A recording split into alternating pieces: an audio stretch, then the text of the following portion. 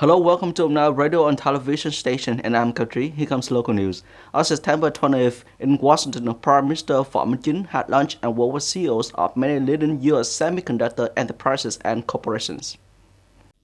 At a meeting, the Prime Minister witnessed the handing over of a memorandum of understanding between National Innovation Center, the Ministry of Education and Training, and a number of U.S. corporations on promoting semiconductor chip design and development capacity in Vietnam, and on developing human resource for semiconductor industry and high-tech industries in Vietnam.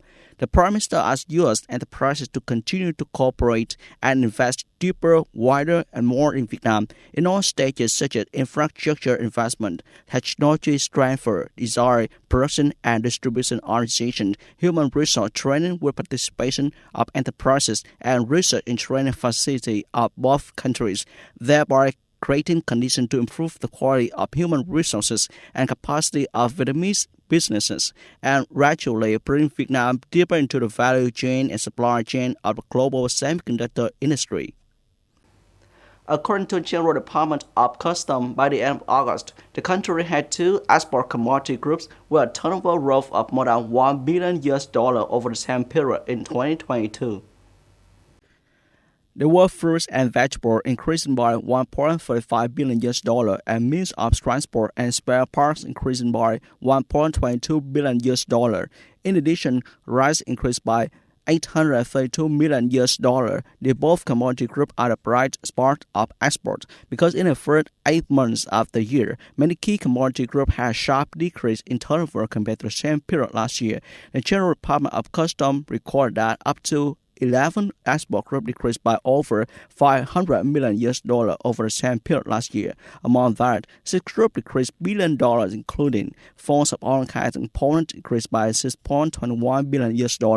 Textile and garment decreased by $3.79 billion. Machinery, equipment, and spare parts decreased by $3.23 billion. Footwear of all kinds decreased by $3 billion. Wood and wood products decreased by $2.7 billion. Seafood products decreased by $1.83 billion.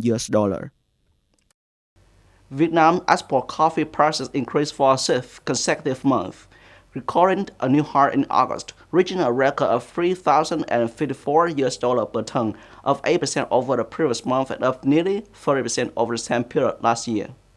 Coffee prices are maintaining a historically high level, which is good news for coffee farmers and exporters. However, Vietnam's coffee supply is in a scarce situation. At this time, coffee to people is almost sold out, usually about 3 to 3 months after the beginning of the harvest. Around March or April every year, people sell all of their coffee. Iranian Foreign Minister Jose Amit Abdullahian and Joseph Borrell, the EU's foreign policy chief, met on September 20th on the side of the United Nations General Assembly in New York to discuss reviving the 2015 nuclear deal JCPOA, which has been stalled for more than a year. According to a statement from Iran's Ministry of Foreign Affairs at a meeting, the two sides emphasized the importance of continuing dialogue and fully implementing JCPOA commitments. Borrell stressed his readiness to hold consultation when necessary. Negotiations to revive the JCPOA have been stalled since August last year, following disagreement between Iran and the U.S. In particular, Iran accused the U.S. administration of failing to repair the damage caused by a previous U.S. administration to the deal. Earlier this week, the two sides had a prisoner swap, allowing billions of dollars of Iranian dollars blockaded in South Korea to be lifted. Borrell expressed satisfaction at the result. On September 21st, Russian President Vladimir Putin received China Foreign Minister Wang Yi at Constantine Palace in St. Petersburg. He has confirmed that he would visit China in October at the invitation of President Xi Jinping. The meeting between Putin and Foreign Minister Wang Yi was broadcast on Russian television. Wang Yi's trip to Russia took place over 4 days from September 18 to 21st. Before meeting President Putin, the Chinese Foreign Minister met with his counterpart Sergei Lavrov and Secretary of Russian Security Council Mr. Nikolai Patrushev. In March this year, during a high-level visit to Russia, Chinese President Xi Jinping invited President Putin to China and attend a third Belt and Road Forum being held next October. The last time President Putin visited China was February 2022, just a few days before Russia launched its military campaign in Ukraine. That's all for today. Thank you for watching and goodbye.